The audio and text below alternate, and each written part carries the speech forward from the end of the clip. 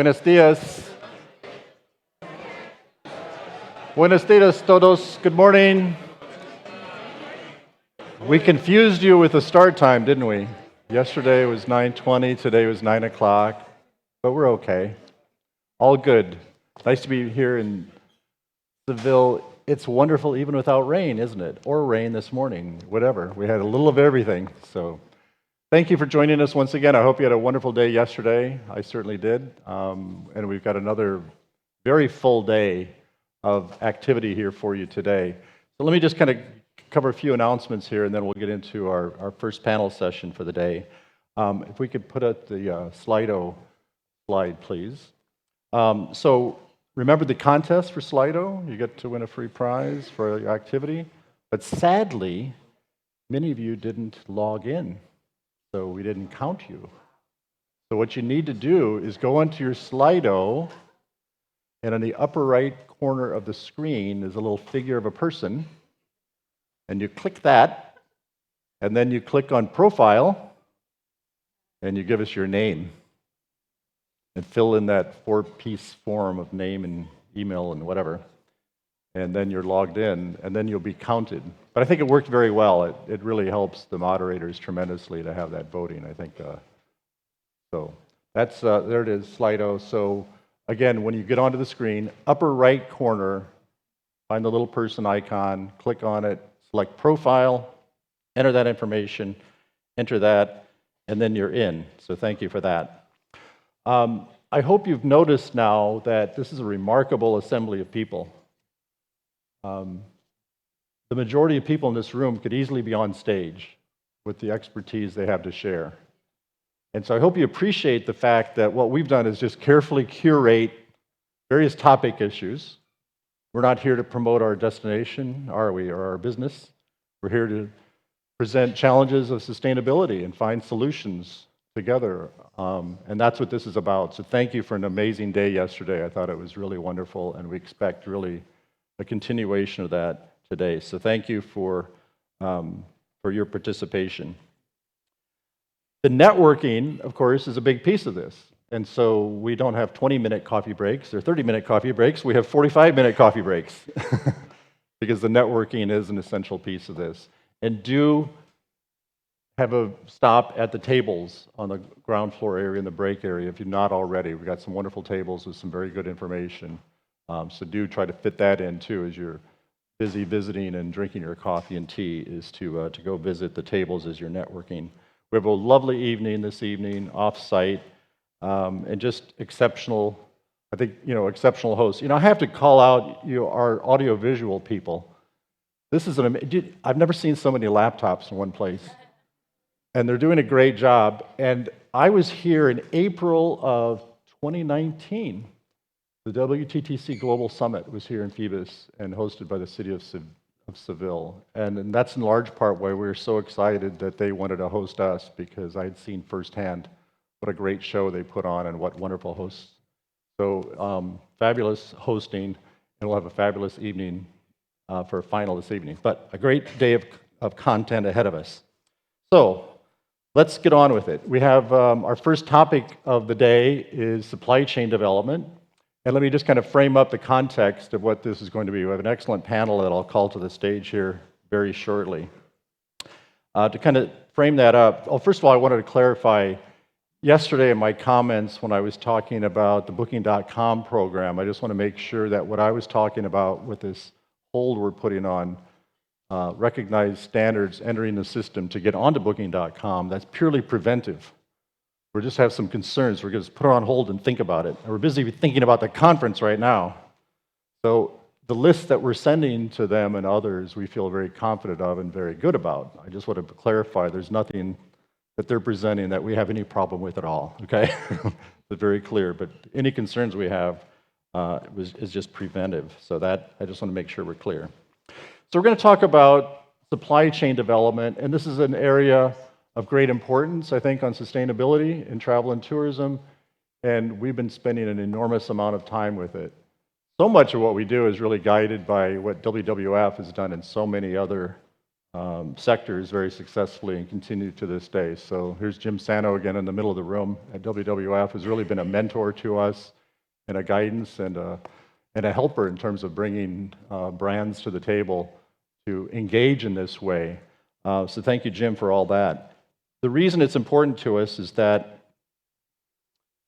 traveler demand for sustainable products is real and it's growing, isn't it? I think we heard from a number of people yesterday that more and more travelers really want sustainable product.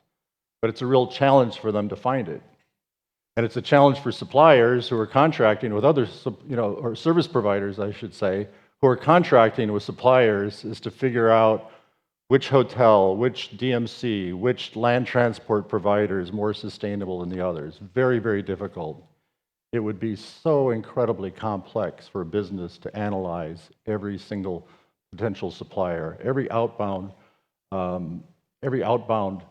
tour operator has huge numbers of suppliers in their supply chain.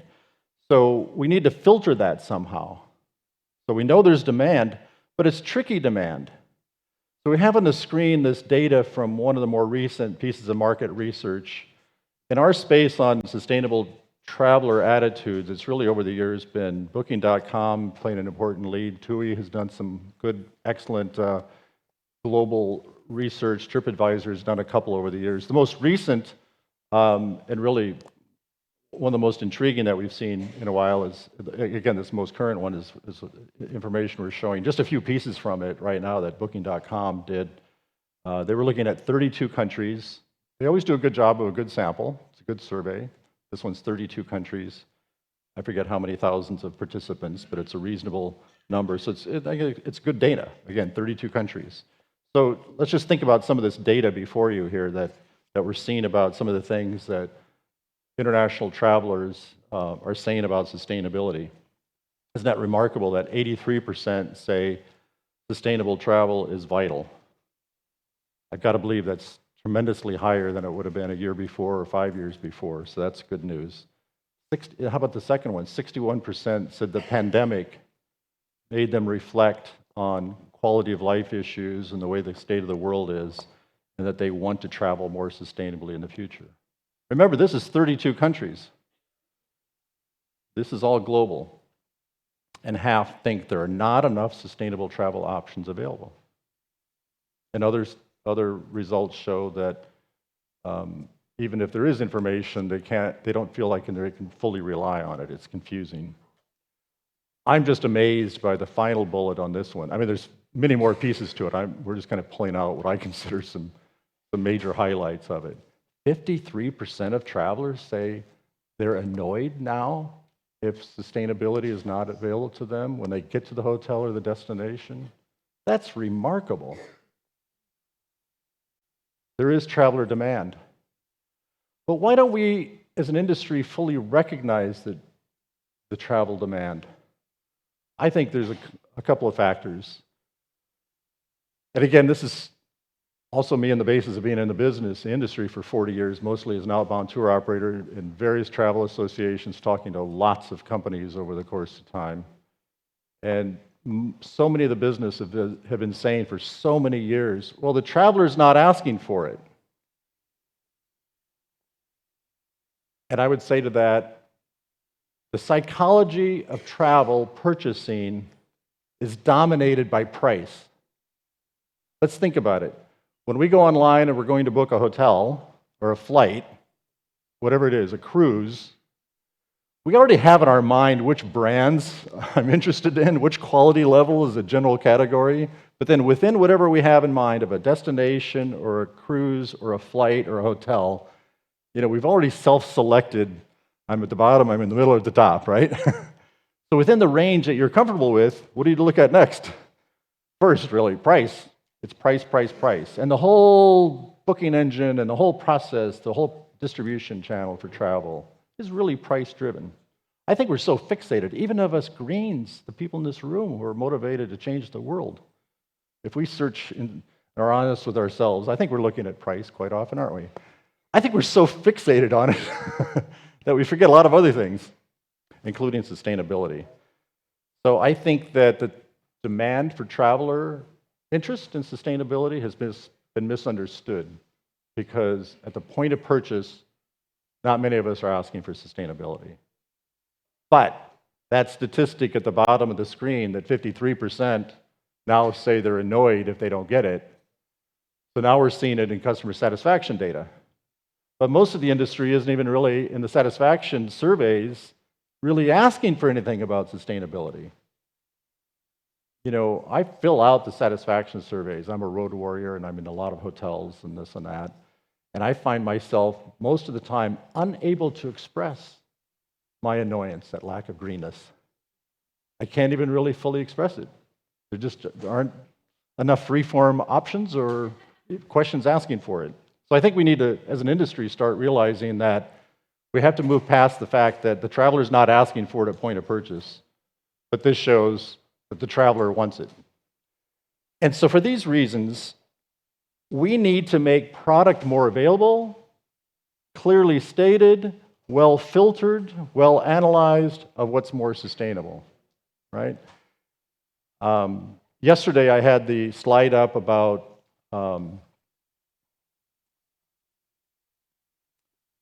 which one? I sort of lost my train of thought. Oh, we'll go here and maybe I'll come back. Here's another compelling reason that we need this, aside from the traveler demand, is that regulatory pressures are coming. This agency of the UK government, the Competitive Markets Authority, CMA, spent about 3 years studying travel and tourism and looking at some of the claims for UK-based products and services. And about a year ago, they started issuing statements that they're going to be looking at this very hard. So now you've got regulatory stuff coming. Who knows what the EU and others might do? And Europe tends to lead the world on consumer protection laws. We have on our own staff a woman who helped write the guidelines for the U.S. government on sustainability attitudes, the green guidance for travelers. Who knows where this is all going to go? Because there are a lot of false claims. So I think we have to be aware of that. That's another reason to kind of clean this up and give good guidance. So there's issues of making the product more available to the traveler because of the demand, and there's issues of potential regulatory pressure, and here it comes in the UK today. So who knows where else it might be coming from. So for all these reasons, we're going to talk about supply chain development as a way to get at all these issues and have a clean way. So we've got a very distinguished and excellent panel, and I'd like you all to join the stage with me at this point. 3 experts who are doing all these things in putting into practice right now. So we have Paul Loughrin from Royal Caribbean Cruise Lines.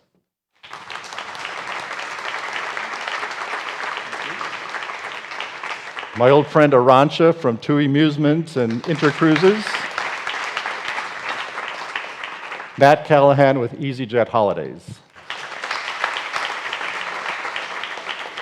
In all 3 cases, these companies are working on everything I'm talking about in terms of supply chain development, looking at contracting of suppliers based on a stated, defined way to describe the service provider as sustainable. They all happen to be using the GSTC, which is a good, clean way of doing it. And really, Royal Caribbean really kind of got us started in this. And again, it goes back to WWF, because when we started GSTC in 2007, our focus early was create the criteria, really start building a framework of accreditation. And then in 2016, when WWF started working with Royal Caribbean, that was the moment in time we were ready to support. And so we're going to start with Paul, because historically that's where we got involved in this, and it's really an incredible program that's been very successful. So we're going to start with Paul, and he's going to present what Royal Caribbean has done along these lines, and then we'll go through, and we're going to hopefully have plenty of time for your questions and answers and discussion. So please, Paul. Very good, and thank you. Everyone hear me okay? Good. Very nice.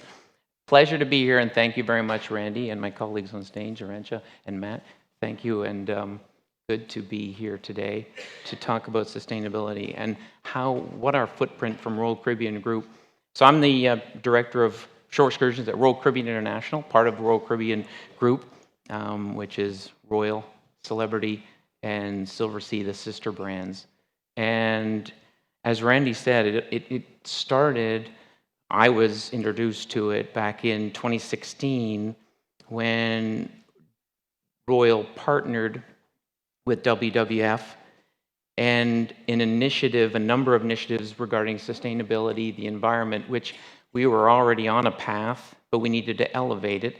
And WWF, with their rigor, experience, and accountability in this field, it really was a good partnership for us to move forward with how shore excursions can create additional targets in sustainability and elevate and propel that already shore excursion tour operator program that we'd had in its early stages.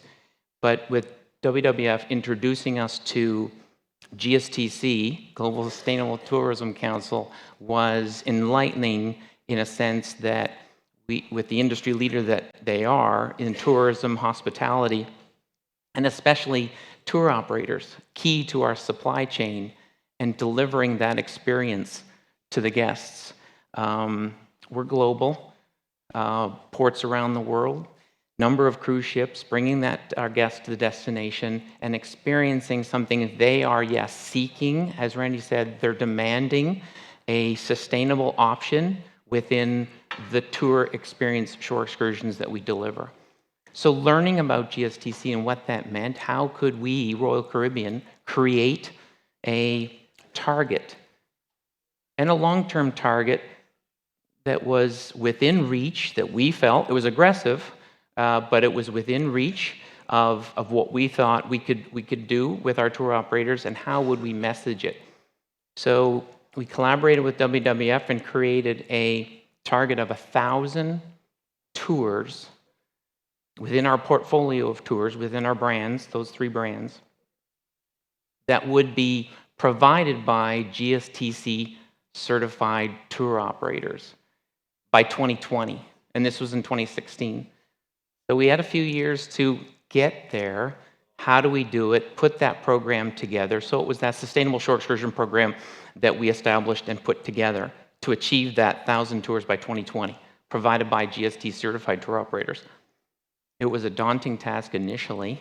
I think we were looking at maybe half that number of our portfolio, but they challenged us, and our CEO, Richard Fain at the time, said, let's move up to 1,000. Let's see what we can do. So we put a plan together to create a process, and to achieve that 1,000 tours, how did we do it? A number of pieces. We relied heavily on our tour operators to become GSTC certified. And we understood that to be the standard within the industry of tourism. Hence, the tour operator, they had the framework and the criteria that really provided that for us. Just going forward all the way to 2020, we beat that target with a little over 2,000 tours at the end of 2020. But we hit it by a year and a half early. In 2019, in July, we had 1,027 tours that were provided by GSTC tour operators from around the world. Europe being a heavily and very key to this region, almost like feel like you're more advanced than the rest of the world. Caribbean and other parts, we need to do some work because there's a lot of smaller operators. So the bigger DMCs within Europe space were really jumped on board, and we're excited to get there. So what were some of the solutions that we had to overcome? Was the create and endorse the GSTC framework and criteria and put it into our bidding process so that our tour operators understood what we required and wanted them to eventually meet and down the line. More of a recommendation, not a requirement, but a heavy recommendation as to how we get to this, a GSTC certification in that process. And creating that space. We said, how are we gonna obtain this GST certification with our tour operators? What's a path forward? We did a vetting and an RFP with the certifying bodies that could bring tour operators up to that level. And we negotiated and worked with some due diligence, worked hard to find a provider, a certifying body. And that was at the time, late 2016, 2017, Travel Life. We did a contract with them as a preferred certifying body that would help us get there. And a quick shout out to Nout Custers with Travel Life and all the work you in collaboration with Royal Caribbean and our tour operators and spreading the message and the word and getting it out there. You were a preferred vendor. Tour operators could use any certifying body they would like, but we provided them with the key tools of Travel Life if they chose to go down that path, but they could use any of the other certifying bodies along the way. And so moving forward, it was in our vetting, we did regular meetings at C-Trade, which was twice, C-Trade in Miami, C-Trade in Europe, sometimes in Hamburg, sometimes throughout Europe in different regions. We had Travel Life and WF sometimes speak and meet with our tour operators one-on-one, spreading that message of what we would like to achieve, our goal, our partnership with WWF, and particularly that 1,000 goal by 2020. So it was exciting meeting it, but it took us a long path to get there, a slow start. Some of the excitement in the office at Royal Caribbean just to get my department involved, and really the awareness was we created a simple thermometer chart with the goal being 1,000 and the center of that thermometer being how many tours we could get up to that. It started, we hovered around 30 or 50 for the first year, and then it started to jump into the hundreds. And this big giant poster we'd create twice a year and update it. I'd put it in the corporate office and show it around the department so that we have awareness within the company. So we have numerous initiatives in sustainability within the marine and operation of private destinations. These all can be reviewed on Royal Caribbean Group's website on our sustainability report. But specific to shore excursions, that excitement of elevating those tours as sustainable became the key pillar moving forward. And moving that needle was driving those tour operators with the information to get up to that GSTC. We have a long way to go to keep going, and that's our next phase, which I'll just touch on briefly at the end. However, so working through the process was a task, monumental in terms of the team, our tour operators, and just seeing their excitement when they would reach GSTC certification through Travel Life. They would send that certificate via email to our offices, and just they were so proud to show logo, to show that they met that particular sustainable category. So some of the successes of the program were, of course, creating and providing a specialized vendor for certifying body, a preferred vendor, negotiating special pricing in terms of in our purchasing policy, in our bidding process. So for our tour operators, so our small operators and our large operators had the ability to participate in the program, which was key. And moving forward through that, we would stay on course and persevere through it and keep going and just educating our tour operators along the way just to embrace the social, the environmental, and the positive impact this program has. And it's a key pillar within Royal Caribbean, and it still is, and it's moving forward. So we'll have our phase 2 of the program moving forward. We've partnered with WWF moving forward for another few years in 2022, and we're establishing our targets for the next 4 or 5 years, which please stay tuned. They'll be coming very shortly as to how we get to the next stage to elevate and continue that. And I'll just say that our guests are able to actually sort and filter through a category we've created, such as adventure and swimming and beaches, the type of tours. Sustainable is a category, and it's provided by tour operators who are GSTC tours. And all those tours come up, a GSTC logo is there, and it tells a little bit of a story on that tour. So that's just some of the marketing things. So Randy, I hope I've covered a few pieces to the puzzle of how we've kind of moved along.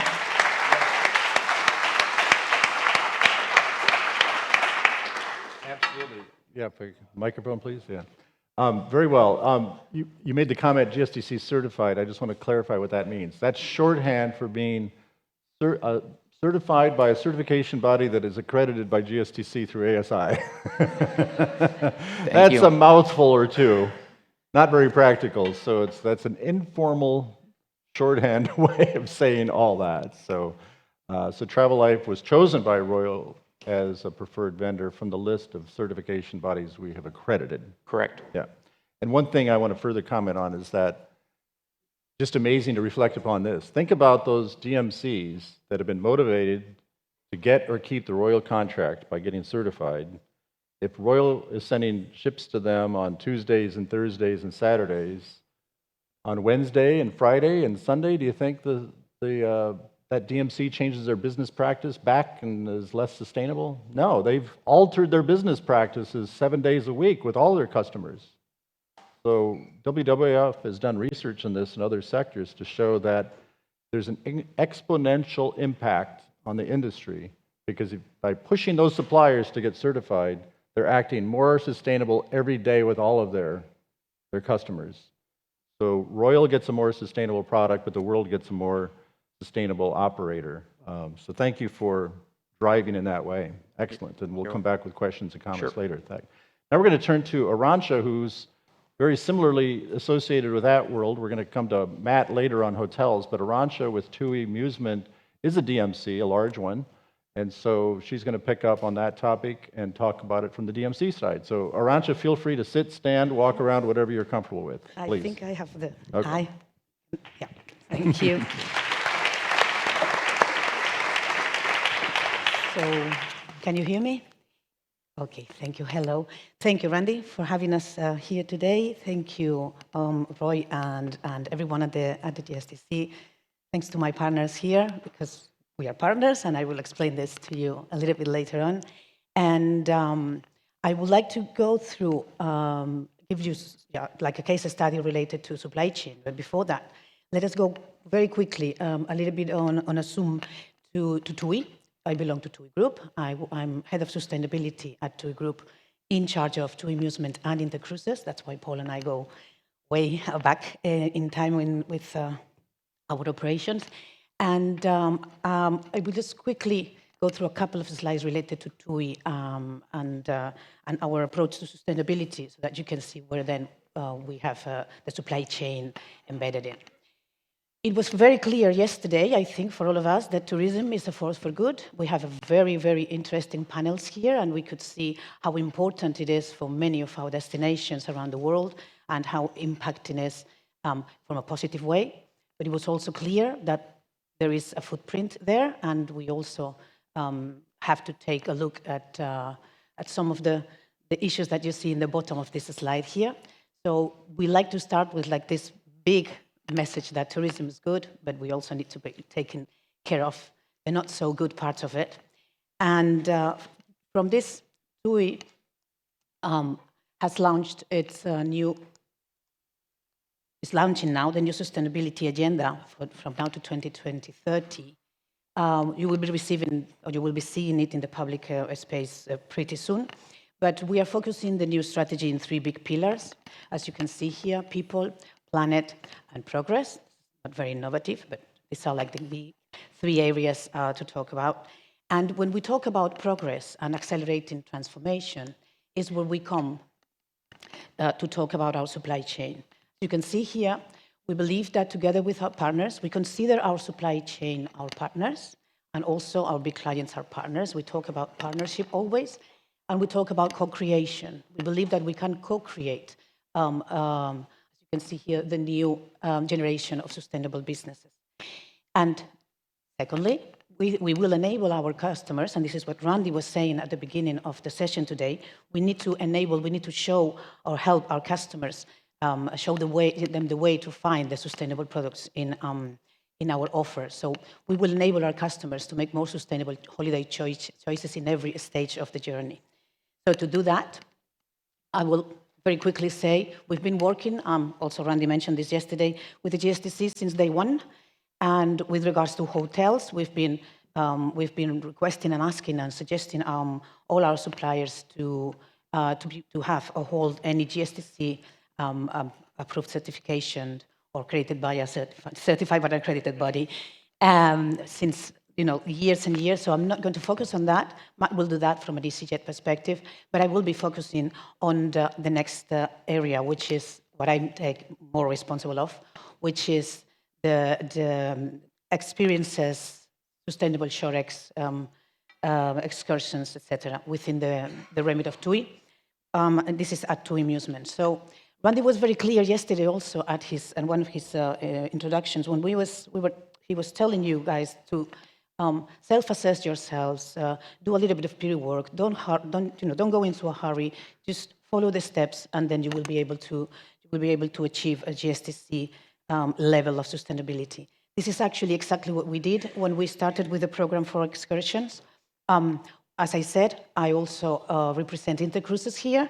I'm one of those tour operators that opened the eyes very widely when Paul came in and said, we want 1,000 tours, sustainable tours, and you are a partner, you need to deliver something to us. And we were like, oh, wow. Yeah, we know the GSTC, we understand the criteria, we know how to work with them, but how do we do this? And we're big. So how can we manage this? We can do this individually, in a hurry, but that is not sustainable. We needed to find a way to do this in a consistent approach because we are a very, very large company. So what we did first is and I will add one point to what Randy said yesterday, train yourselves. You have a lot of opportunities for training. So what we first did is train.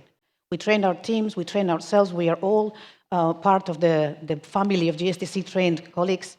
As you can see there, those are the real certificates of myself and the team. We got all the trainings. We studied the accreditation manual also. He said, you can read it. Yeah, it's not the most exciting reading that you can have before, going to bed at night, but we went through it, we did all that stuff, and then we decided to create our own sustainability management system. We did that, we created a system 100% based on the GSTC criteria, and we partnered with accredited certification body, Control Union, and we said, okay, can you check us? Can you check our system? Can you tell us, audit it, and tell us that is right? Control Union audited it, and they certified it, so they said it's 100% compliant. So we did the self-assessment part. So we looked at ourselves. We did that, we checked ourselves, and we also asked Control Union to audit our work, and we also got certified. So we did our internal job. We cleaned our house first, and we could tell our partners, we are 100% GSTC certified now by an accredited company, but we want to go to the next step. And I have 3 minutes to tell you what was the complications of that next step.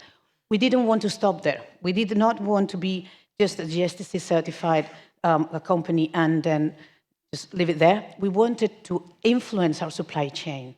The beauty of the excursions world is that you have an extensive amount of suppliers, partners that we call them, and they are such a great variety of them. We have big, small, family-run, etc., and we wanted to reach to them. It was not only us doing the things good, we wanted to extend this sustainability opportunities for them.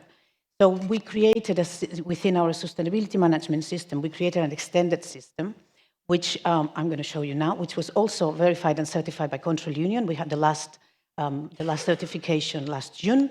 So we are doing a multi-site certification. It's an ongoing certification. We get audited by them like several times a year.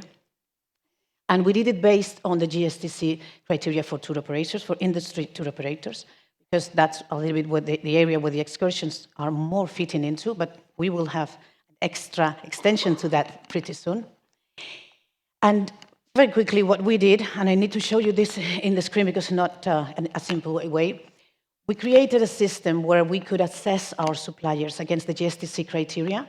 All the suppliers, right there, as you can see them, they need to go, it's an online system, independent, and no one can touch it, so we need to be transparent. So all our suppliers go through the system, they get assessed, they need to bring up evidence, they need to upload all the information. It's not a simple self-assessment, a desk assessment, it's a proper checkout. Then they receive a scoring, it's an automatic scoring, and if they pass the minimum scoring, then they go into the pool, that what we call sustainable or acceptable suppliers for our goals of having green and fair tours, green sustainable tours. Then in our offices, in our hubs, our colleagues, then using those suppliers that are in this bucket, then we mix them together. You know, some of you know the world of experiences. It's not one straightforward line. You always need to mix suppliers. It's like a jigsaw, a puzzle. You put them all together, and then we make sure that the way we are operating that is also passing through the GSTC criteria through another assessment, which was also verified and certified by Control Union.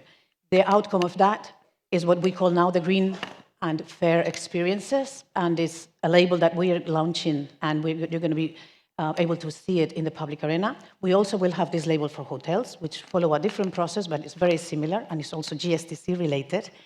And the idea is that all our suppliers can go through the process, and you can see here the green little line in the back, down here, is the most important thing for me. This is the feedback loop.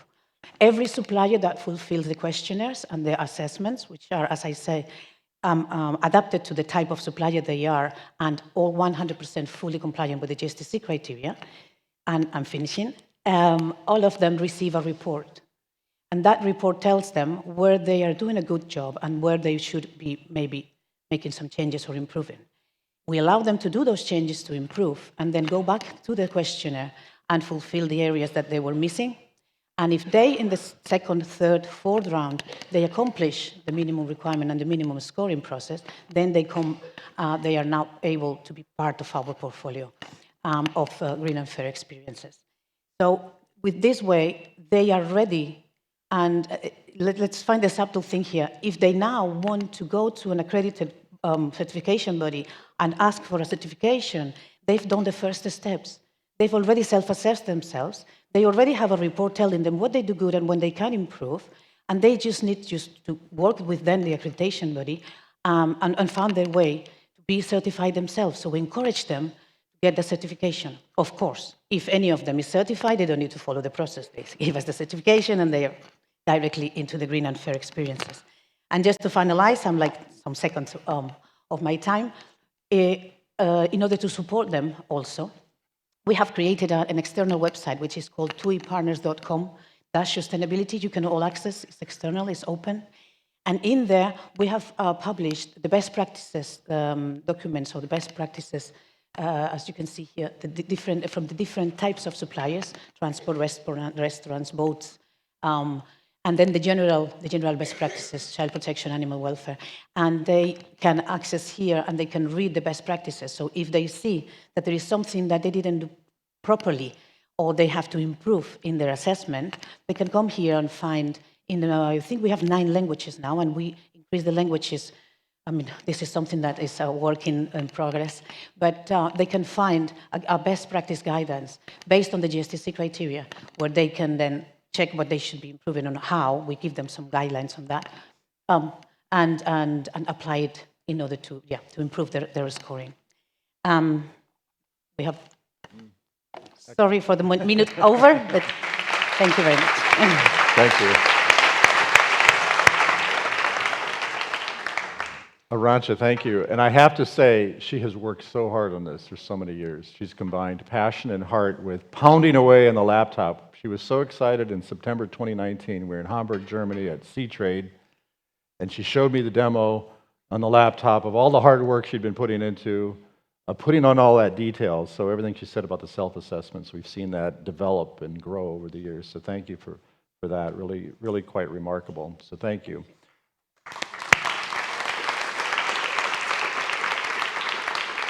And another piece of this is that, she's talking about the management system, and this has really led to us to take another step in our development and evolution at GSTC, because when we had our discussions in 2016 with Royal, we said we cannot provide guidance on certification of product of the tours. We insisted it's the tour operators we certify, and we're not prepared to say anything about the actual tours. Well, now we are, 6 years later, and we're just putting out a pilot and a consultation with our accredited certification bodies that certify tour operators to look at management systems and the product. So we will be able to come back to Royal and others in the future, because we're finally at that stage where we can do that. So thank you for all that. So now we're going to shift gears to hotels. Matt Callaghan is with easyJet Holidays, and we're going to hear from him on their supply chain and their contracting and attitude towards hotels. So Matt, please, the floor is yours.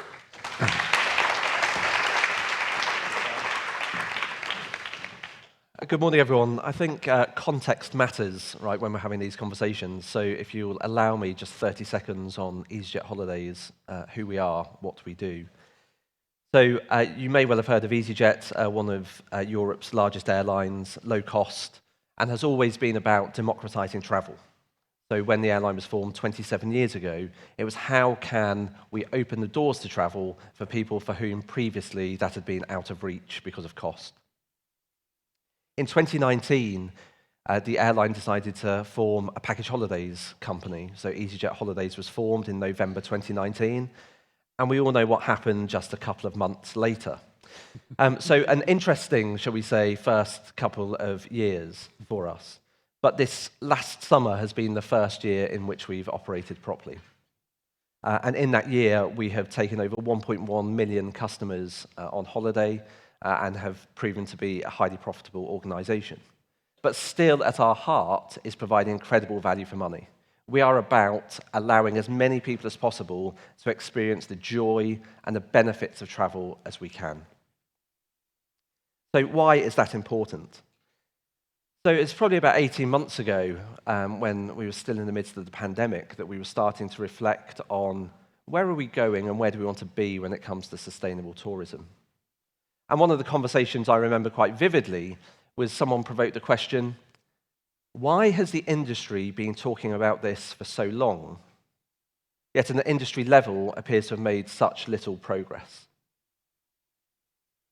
And that's probably quite uncomfortable for some of us in this room that believe passionately about how we can normalize sustainable tourism. But actually, if you take a step back, there's probably, if we're honest, a fair amount of truth in that statement. So we came up with our sustainability strategy that we launched September, October last year. And I'm not going to go into too much detail. This is all available on our website. So how can we create better holiday choices? How can we keep our holidays special? And how can we transform travel for everyone? But coming up with a strategy arguably is the easy bit. There are many organizations, most organizations probably, that have got some sort of strategy. And probably when you start to boil down the words, there's probably not a lot of difference between many of them.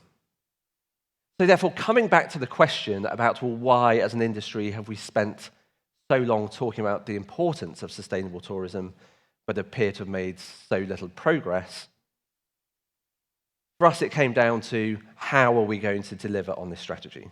It's all very well being clear on your what and your why, but actually the how is what is going to make the difference. So we achieve this through education, collaboration, and rapid implementation. So I just want to talk a little bit about those two things. I had actually done these slides before Randy stressed yesterday the importance of education, education, education over certification, certification, certification. But it is so true. Because Nice that you're listening. Thank you. yes, yeah. Because what do we mean by this education? Well, certainly we are not the experts and we do not proclaim to have all the answers for how we solve all of the myriad of challenges that our industry faces. So we're humble enough to know that we ourselves are on a learning journey. We constantly need to be educating ourselves, surrounding ourselves at events like this with brilliant people from all over the world that have got so many different experiences. What can we learn from those individuals? What can we learn from other organizations? And importantly, what can we learn from organizations from outside our sector? Who are those that are actually really strong, and what is it that we can learn? Now, collaboration is a word that I think I struggle with a little bit. I think it is overused. People say, we must collaborate more, we must collaborate more. I think what that has tended to look like is we can spend hours and hours and hours in workshops trying to find the silver bullet that is going to transform all of our problems. And lo and behold, there isn't one. But we don't learn from this. We go to the next workshop and we all sit there and we get together and we have another 3-4 hours and we get the Post-it notes out and we ideate and we brainstorm and we come up with ideas and solutions. But then when we come to the next one, we never spend time to understand why have we not done anything that we talked about previously. None of the workshops start with reviewing the agreements from the last one. We kind of forget that the last workshop happened and we move on and let's start again as if we've never had the conversations before. So collaboration, of course, is important, but this yearning for the ultimate collaboration is just leading to procrastination. This yearning for collaboration is leading to procrastination. So what does that mean? That does not mean that as easyJet Holidays, we just put our heads down and we just crack on. It means we find who are the people that can really help accelerate our journey. Who are those organizations, and how can we get them on board? How can we find ways to work together? And how can, therefore, the third point, make rapid implementation? Now, that does not mean that we need to set out what is our vision for how we're going to solve food waste in all of our hotels. That means we understand that food waste is a problem in a number of our hotels. We think we've got a potential solution. Let's crack on and pilot something. Let's see what works, what doesn't work, and importantly, let's share then the results of that with our other hotel partners and the wider industry so that we haven't got people spending time and effort and money on things that a similar organization has already determined there's challenges with that. Or if it's a real success, how can we cookie cutter that, scale it, and see the benefits occur much more quickly? So when we think about who do we want to collaborate with, GSTC was a pretty easy solution for us when we're thinking about how can we normalize sustainable tourism. So we recently launched our new eco-certified collection in partnership with GSTC. What is that? So that is, if you go on our website, there is a section just on eco-certified hotels. So they are those that, for the avoidance of getting tongue-tied, I'm going to say have got a GSTC stamp on them. So whether they're certified or certified by certified accredited bodies, they've got a GSTC stamp, and we can all be confident in the sustainability standards that they have. But we also know, and it was included in some of the research at the start of this session, that actually a lot of customers won't take the time to go and find these things out. So what also showed in the video is we also highlight in any search that a customer makes the eco-certified hotels. So subtly starting to encourage customers about the hotels that have the stamp and those that don't. We also are very clear to some of the regulatory challenges that are increasing in the UK about greenwashing and making claims. We're just very straightforward. If this has got the GSTC stamp, it gets an eco-certified stamp on our website. None of this, we've got our own criteria and we've got our own... This organization, the GSTC, has done incredible things over such a long period of time. Why would we try and invent something new? Let's just use the world-renowned standards that exist. The other key point on collaboration, and something that we're really proud of, is our sustainable tourism program. So we know we don't have all the answers. We know that this stuff is hard. And arguably, that's one of the reasons that we have made such little progress as an industry. So instead of trying to come up with all of the ideas ourselves, we formed a research partnership with the University of Oxford. An interesting coming together of two very different organizations. One, an 800-year-old, world-renowned academic institution. The other, at the time, was a 2-year-old travel company that had hardly sent anyone on holiday. However, the key point of this is when you're thinking about who you're collaborating with, how are you thinking big? How are you getting in front of people that have got completely different views, opinions, lived experiences, skills, capabilities than those that are in your organization? Who is going to make you think differently? Who is going to be a voice that is usually not heard in your organization? So we're really proud of the work that we did with Oxford over the summer.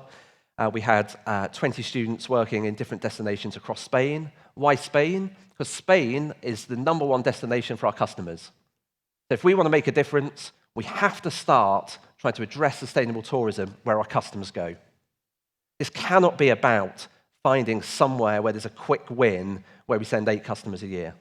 This has to be about trying to address the challenges where so many hundreds of thousands of our customers are going. So that's why we spent time in Spain.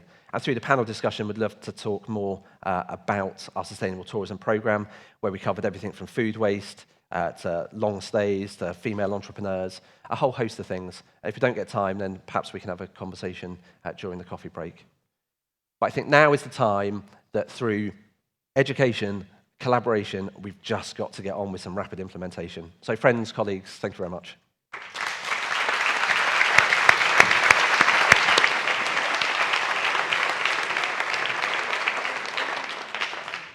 Excellent. Thank you very much, Matt. So we're going to turn to Slido. We've got some great things. We're going to start by putting Paul on the spot. And we'll get to all of you, but I'm going to start with Paul. The question is, considering many travelers don't actively seek sustainable options at point of purchase, is having a category search filter for sustainable choices effective? And I think, from my understanding, is that you're presenting those sustainable or shore excursion options both when the client is already at home looking online and on the menu of activities, they can still change their mind and book on board, right? So you present in those two ways, is that correct? That's Could correct. you speak to that issue? You got it. So they purchase pre-cruise months, year plus in advance to their cruise and make their choice on the website and review all the different tour options. If they haven't purchased anything at that time, they can purchase on board the ship and almost right up to the very day of the excursion. Is it effective? I think we're still a little early to understand if it really is, but at the same time, we understand guests are seeking it. We're providing that information so they can search by way of a sustainable category amongst the other types of tours, and just to give them that. I think we can do a better job on telling the story of to taking an excursion to once that guest is left. What does it mean to take that tour that is sustainable? I think that's a story that we want to be able to tell. Not lengthy, but just give them snippets of information, because I know they're ready to learn something, meet people, eat good food, and love destinations. But why are they on that excursion that is sustainable? I think we just need to find a better way to tell the entire story. Sure, we're identifying this tour as certified. That's important in following the criteria. But I hope that answers some of your questions. I think we can do a better job with I think we're working on that, and So effectiveness, we look at two sides of it. Are the customers reading and responding and liking and buying? Correct. Okay, good, and you comment on that. And then there's another side of effectiveness is, do you think it really impacts significant change for those DMCs to really up their game on sustainability? Yes, clearly. Yeah. Good, excellent. And then we're going to stay with you and put you on the spot, as always happens. And it says it's great that you have your land-based activities made more sustainable, but what about actions on the ship as you're sailing the seas? And so it's outside the context of this topic, but here you are, and we always get asked this, so I know you're working with WWF on other target sailings. If you could comment very briefly, I know it's a big topic, but what you're doing as the ship sails. One of the targets that was set in conjunction with seafood suppliers was through a certified provider such as MSC, the Maritime, the Marine Stewardship Council. Yes, Council, MSC, and that was established a few years ago, and during that same time frame when we worked with closely with WWF, as well as other sustainable initiatives with our private destinations and on the marine side. And yeah, that I could follow up on specifics, but that was just some of the details of it. And this is all can be detailed on our website in terms of our sustainability report. Great, thanks. So we're going to turn to Arantxa, and we got the question of, how do you accommodate the micro businesses and family-run experiences who don't have the time or expertise to fill out questionnaires and process, so kind of small enterprises? But I'd like to tie that together. I think we had a couple of things similar to it. Further down as we scroll, Esteban Delgado's comment, all tours, excursions can be small and less developed businesses. How easy is it for them to engage? And then I'm going to complicate, well, those two are pretty close. Yep. It's like small enterprises, how can they engage? And then I'm going to throw another piece in it, though. Hopefully it doesn't complicate things. It says CB Ram on our board, asks, what about businesses in Asia? Are you seeing enthusiasm? So the general question is SMEs, their access to it. Actually, this has to start with Paul. And then you've got units big and small, but it's centralized, so... we like, it's like the supply chain, the beauty of supply chain. Yeah, I meant to address the SMEs to Paul, of course, sorry. We do have, But yeah. let's start with Paul on that. You know, is there a variety of suppliers that are participating in this? Large DMCs, small DMCs? I know there's small ones, so let's have you comment on it, and then we'll come to Arantxa to talk about Asia. There's a few hundred that we work with, and there's greater number that are potential and that we put into our bidding process every 1 to 2 years. Yes, smaller are really located, the smaller tour operators that may run 1 to 5 tours, very niche, such as a dive operation, an ATV, a walking tour. That small operator, how do we get them engaged? This is a daunting task for them, I think, in terms of what they need to do, but they're willing to do it. And how do we make it cost efficient for them? The larger DMCs, there's a fair amount, and the model of the destination management companies throughout Asia, Europe, and Australia, New Zealand, and South Pacific area is more of a model that one operator handles a lion's share of the ports of call where we call, and it seems to me a little more palatable for them in terms of getting involved and getting it done with sustainability officers, managers within their teams. And I think it's really, we just got to figure out a better way to group and work with our smaller operators in these destinations such as the Caribbean, where we've got about 20 tour operators in each location, handling all these different things. I think that's the piece we need to move forward with and figuring out how to. I see I misread this comment earlier. Arantxa, how do you accommodate the small businesses that you're also supplying, that you as TUI Musement are contracting with? That's the point. I missed a piece of the chain there, so if you could comment on that. Sure. So actually, we created this system focusing on actually those small businesses because we understood that it can work from other types of businesses or maybe other areas in the industry to request for a certification and just to stop there. But when we started doing this, I've been doing this for 20 years now, working in destinations. So I've been talking to loads of small family-run businesses and any type of suppliers, and they were telling me, I don't even know what a policy is. What are you asking me about? So how can I even get certified if I don't know what you're talking about?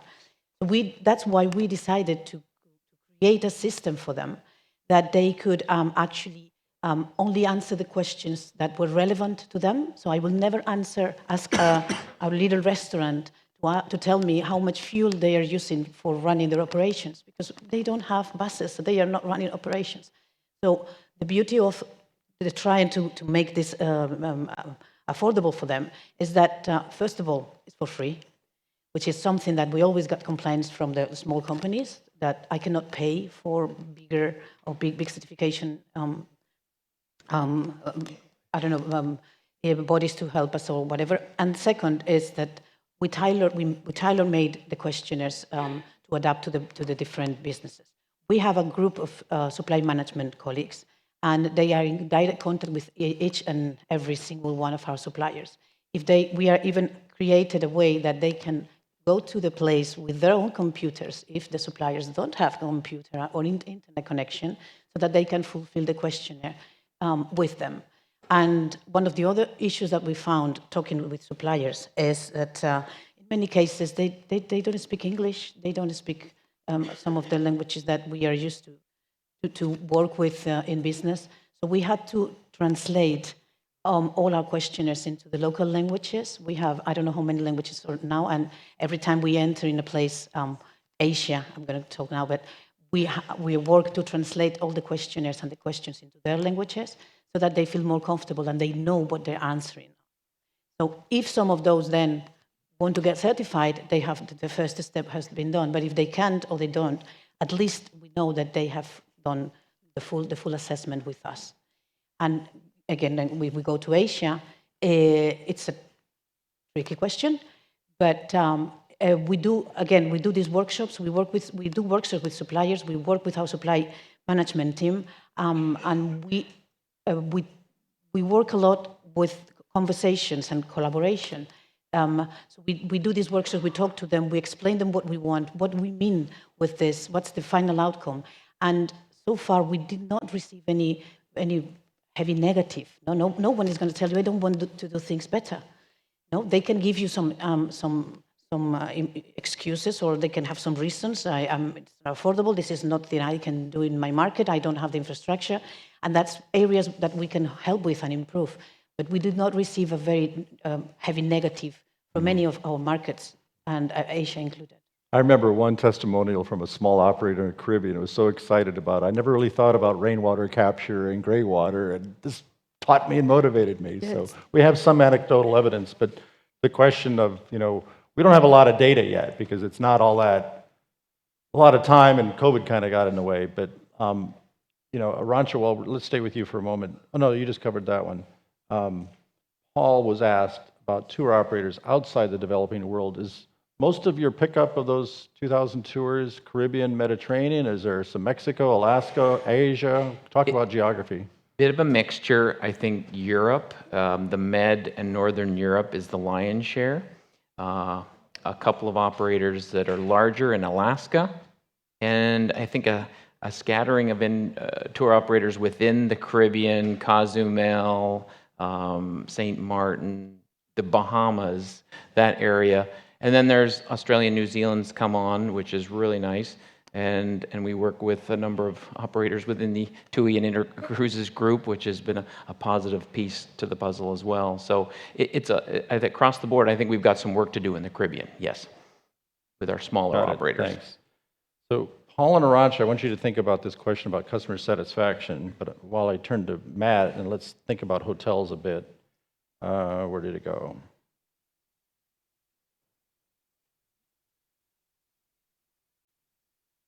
Oh, I lost it. Do you have it? Yeah, there was something about I pointed it to you. balancing international hotels Yes. that might have greater resources. Perfect. and Yeah. how The do we- big chains have internal programs, and what about small hotels? Yeah, I think that's a really valid point, and is something that we are trying to find solutions to. How can we, through that education piece that I was talking about, how can we provide better education to perhaps smaller owner-managed properties that might, particularly after the last couple of years we've had, this sort of stuff is not high up on their agenda. Right? Surviving and getting their business back to where it was pre-pandemic is the number one objective. So all of our hotel partners that we contract with directly have a clause in their contract that is around them having to make progress towards getting their GSTC stamp. However, we're not in a position where we are wielding sticks at our hotel partners saying, "What are you doing? Tell us what progress you are making." It doesn't very much feel like that's in the spirit of the much bigger agenda that we're all trying to drive. One of the things that now that we've launched our eco-certified collection, one of the things that we're looking at closely is commercially, how do eco-certified properties perform versus non-eco-certified properties? Because actually, the biggest carrot that we can offer our hotel partners is to demonstrate the commercial benefits of getting your GSTC stamp. Some of the research, and we've done our own, and the stuff that we looked at Booking.com, always has to come with some dose of skepticism, right? Any consumer research saying, to what extent do you value X, Y, or Z? People go, oh yeah, I value X, Y, and Z. Until it comes to actually there's a price differential. And they go, oh, I don't value it that much, so I'll actually go with the cheaper option. Whereas actually to see what customers are actually buying, where are they spending their money, I think is a much more reliable source of data. So we've just recently started doing some A/B testing to understand exactly how does that eco-certified stamp, how does that make a difference to buyer behavior? Because that's then the thing that we can share with our hotel partners. We can, yes, upskill them, make them more knowledgeable, educate them through partners like GSTC, but then also say, okay, we've now given you this knowledge and here is the benefit. There are also other things that we could perhaps look at next year. We're at the start of this journey. Getting the eco-certified stamp and getting that on the website was the main priority for us. But absolutely recognize the exact point that whoever asked that question made. There probably is an assumption here, but there probably is a bias towards bigger chains versus small owner-managed or locally run properties. And we mustn't lose sight of that. And thank you. And related to that is, you were kind of commenting on there, is just the impact of certification. We don't really know. Nobody's really done much research. About 4 or 5 years ago, TUI did some internal analysis on the hotels, and they found that the certified hotels were more sustainable than the non-certified. But doesn't that sort of make sense that if you pursue certification, you're already on the path? What we're lacking in data is looking at businesses over time to say, here's a control group of various types of businesses that some of them might be doing very little on sustainability and some a lot, and then if they go through time, we really need that. We really are looking to do that in Turkey. This afternoon, you're going to hear about the remarkable program in Turkey. You don't want to miss the final plenary for that amazing program. But this gives us the laboratory for the first time, because an entire country is pushing hotels in this direction. So we really want to get at this. So researchers in the room, Javier, everybody, all you academics, there's a major opportunity here to get in from ground zero of a mandated program on certification, so we can't miss that opportunity. Now, let's see.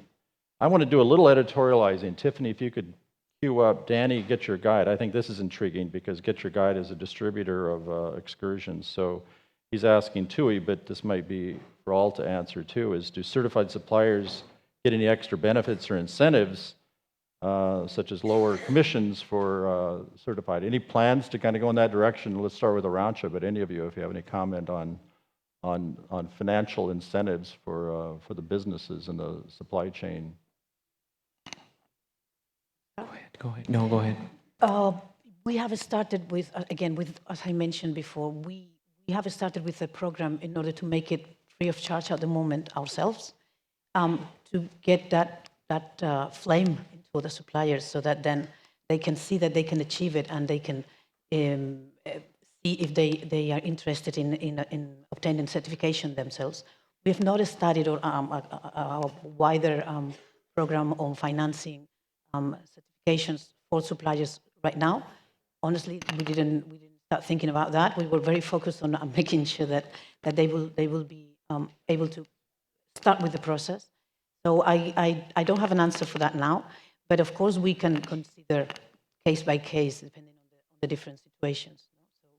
So for us, the incentives are to providing them a little bit of coaching, what we do. So providing them with all that support, all that coaching, making accessible for them the assessments, the guidelines, the best practices. I talk to suppliers all the time. They call me and they ask me questions. So that's the initial incentives that we are now working on. We didn't think of any further from now. Yeah, the preferred contracting is the incentive for all three of you. Yes, that's for sure. I mean, that's part of... That's the driver. I don't think we mentioned, Paul, in your case, not only is Royal saying in the bidding process to the DMC at all these ports of call that when price and quality are similar, you choose certified, but you also give a 3-year contract instead of a 2-year contract. That's incentive. During our first phase of the target, correct, I think that we had 2-year contracts, and if they did achieve a GSTC certification within that year and price and quality remained the same, they could request a contract extension. And we would review that on a case-by-case, and we honored a few, and that was an encouraging piece to the puzzle, yes. We don't, as far as commissions and any other financial assistance, not at the moment, looking at some, but at the moment we don't have any there. But a preferred vendor such as a Travel Life gives them at least that exposure, part of the training that Arantxa mentioned, and the coaching along the way, and the marketing awareness to their tours and the exposure, that is. But this is a key concept to everything we're talking about here. If that DMC has felt in the past that, oh, the customer is not asking for sustainability and certification, why do it? Well, if the wholesale buyer customer is asking for it and gives you a preference in the bidding process, wow, the power of that. Now, the cost of certification, well, the cost of improving your business practices to be eligible for certification, to increase your game, and then get certified, that's not just an operational cost anymore, it's a marketing cost, is it? Because I've got this big contract from these guys. I also think, Randy, that there's an obligation on us as travel companies to help shift consumers. I don't think it is okay to sit and wait and use it as a convenient excuse to say, do you know what, we can do this in 5 years' time. There aren't consumers demanding this now, so do you know what, it's not a priority for us. As responsible tour operators or other organisations in our sector, if we want to still have tourism for generations to come and for tourism to genuinely be a force for good, we need to get on with trying to make things better, not sitting and justifying by saying, customers don't really want this yet, customers aren't asking for it. Well, let's help educate customers. And even if there isn't a desire, that does not mean it's not the right thing to do and that we shouldn't just be getting on with it.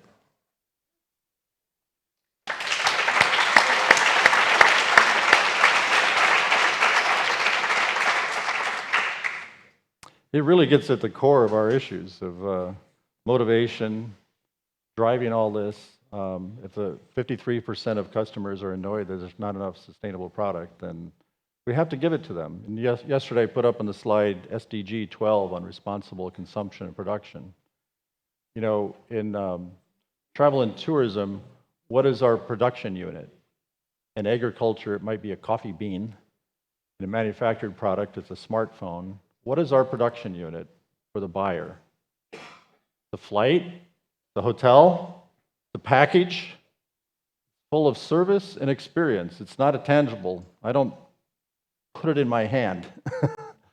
And so responsible consumption and production in our supply chain is individual buyers at a retail level having the ability through OTAs to find product that's more sustainable. And I think just a key driver to help us create scale is at this wholesale level of major buyers of space is to move in this direction. And the bigger this gets from you, from what we're going to hear more about from Singapore and Turkey in terms of their push from the government, we build scale. And all of that makes everything much more accessible. The more certification is driven by the large enterprises. There have been some wonderful questions here about SMEs and access to it. And I made a comment yesterday that I want to repeat. We believe that the pathway to make all of this available and affordable to the SMEs is to build it from the big scale. Then the certification bodies can lower their prices because their scale of operation is larger. So unit price always goes down in any business, doesn't it? The larger their scale. So, so some great questions and comments about SMEs, and so we need to kind of keep driving all that. But happily, certainly on this DMC side, the whole supply chain, the DMCs themselves, some of them are tiny that are engaged, and many of their suppliers are quite small. So very happily, engaged in that level too. So anything on the hotel side to that question? Well, you've already covered that. I'm sorry, Matt. Thank you. All right, where are we? I think we really kind of Arantxa covered that issue of the second one, right? You mentioned about the customer satisfaction. Yeah.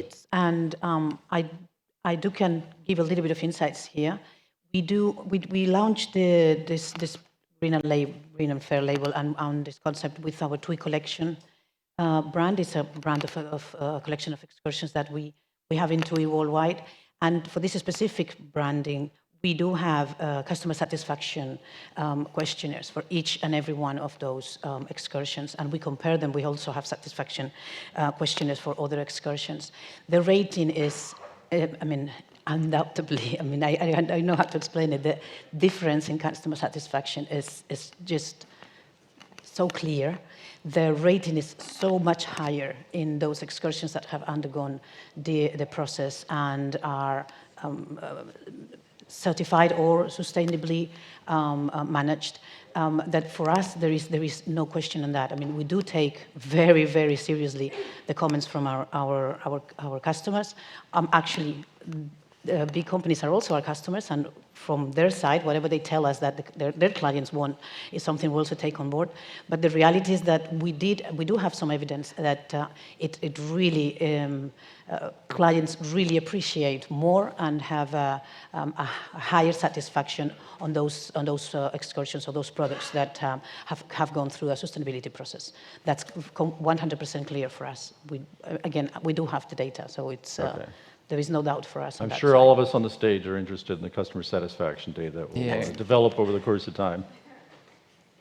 It's in terms of customer satisfaction for Royal Caribbean, yes, we definitely do and take them very seriously. Ratings, guests actually have a survey at the end of their cruise. They rate all their experience. They rate the shore excursion staff. They rate the destination. We're not asking specific sustainable questions as of yet. Maybe somewhere down the line, but we know who the operators are running those tours, and they're identified, and those ratings are on a positive trend, and we're excited about that. So the correlation definitely is there. I pinpointed exactly, maybe something we need to work on, but it is an exciting piece in terms of our guests are happy with those tours across the board. Our ratings are really well, and addressing them on a regular basis. Yeah, part of our normal due diligence on. Okay. We're out of time, but I'm going to ask you, Arantxa, and just very quickly in that third one about social issues, because we don't talk about social issues enough. Are you getting some data along about social issues, and is there any significant trends? Just kind of a brief answer on that, please. Of course, we focus on all the social part that is part of the GSTC criteria, for sure. I mean, this is something that we manage and monitor. We are very also key on human rights, child protection, and animal welfare. This is not social, but those three areas are like a very hot and key topic for us. So we take all that into consideration. So I cannot tell you like specific measurements that we have now. We make sure that all those are covered. In some of our excursions and some of our products, we also prioritize the social part on top of any other part of the experience itself, but it's done on a case-by-case basis. Great. We don't have a Thank big tool yet. Okay, so ladies and gentlemen, I deceived you earlier talking about 45-minute networking and coffee breaks. This one's only 30. So we're going to stop because I don't like to lie and deceive. So thank you so much. It's a wonderful topic. Thank you.